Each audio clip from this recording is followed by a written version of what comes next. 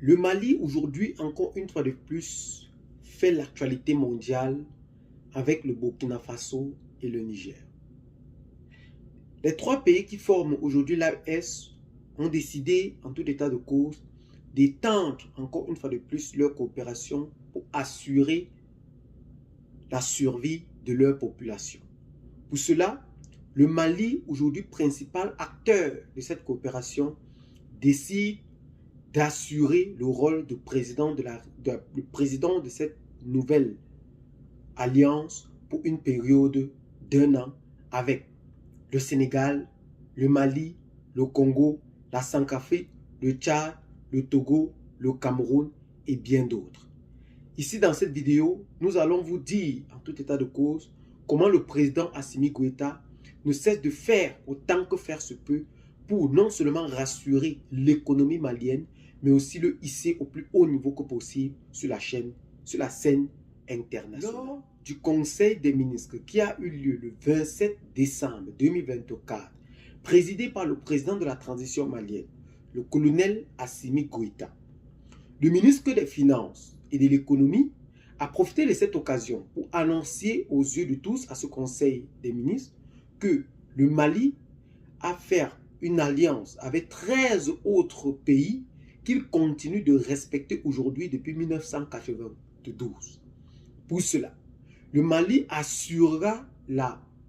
primature ou la présidence de la conférence interafricaine des marchés d'assurance qui commencera le 25 janvier 2024. Rappelons bel et bien que cette conférence a été signée en 1992 par 13 autres pays africains précités plus haut, si je peux vous le rappeler, le Mali, le Togo, la Centrafrique, le Burkina Faso, le Cameroun, le Tchad, le Sénégal et bien d'autres pays aussi qui en font partie aujourd'hui. Mais le but principal de cette conférence est d'assurer en effet une assurance totale dans les pays membres en instituant un marché élargi et intégré tout en respectant l'assurance des États membres, réunissant ainsi les conditions satisfaisantes sur le plan technique, économique et financier de ces États membres. Conformément à l'article 10 du traité, le ministre de l'économie et des finances du Mali est désigné pour l'année 2025 président du Conseil des ministres de la conférence d'assurance pour cette confédération, pour cette conférence bel et bien que ces 13 États membres ont décidé de signer pour le bien de la population. Rappelons aussi bel et bien que le Bénin continue de poursuivre ses relations avec les pays de l'AES. Le ministre des Affaires étrangères béninois a affirmé en haute et intelligible voix que son pays continuera à faire des relations avec les pays de l'AES pour la survie de leur population et pour le développement de la sous-région. Aujourd'hui, les pays de l'AES ont déclaré en haute et intelligible voix qu'ils veulent sortir de la CEDEAO, mais qui jusqu'ici a été renvoyé, d'où les chefs d'État de l'AES accusent ce fléau de manipulation par des pays étrangers en vue de la déstabilisation de ces pays de l'AES. Pour cela, ils appellent donc à un état de vigilance maximale de la population parce qu'ils affirment que ces derniers sont en train de monter des coups pour vouloir déstabiliser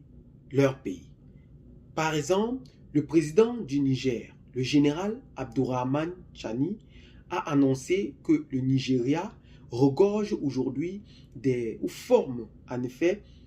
à même titre que la Côte d'Ivoire, des soldats en vue de la destitution ou de la déstabilisation de son pays. Il a donc appelé toute la population à revoir encore une fois de plus leur stratégie, à penser un peu plus loin face à cette tendance qui ne cesse de prendre une autre tournure et à rejeter en haute et intelligible voix ce recul encore une fois de plus que la CEDEAO a décidé de donner à ces pays de l'AES. Ils ont affirmé aussi qu'ils ne sont plus avec la CEDEAO et qu'ils ont décidé, en tout état de cause, de sortir officiellement de cette organisation qui, selon eux, est considérée comme étant une organisation manipulée, dominée de l'extérieur. Nous appelons donc ainsi les pays de la CEDEAO à prendre au sérieux réellement, parce qu'il paraît en effet qu'ils ne savent pas réellement que les pays de l'AES sont plus que sérieux face à cette tendance. Mais nous connaissons que peut-être les pays de l'AES ont raison. Pourquoi? Parce que en prolongeant ainsi ces personnalités ou en prolongeant les pays de l'AES dans la CEDEAO, ils peuvent encore en toute légitimité opérer sur le sol saharien au Burkina, au Mali et au Niger pour restituer la démocratie qu'ils ont tant souhaité aux yeux de tous.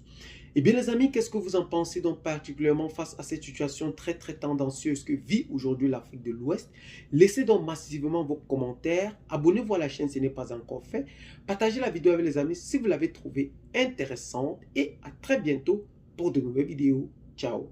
bye bye.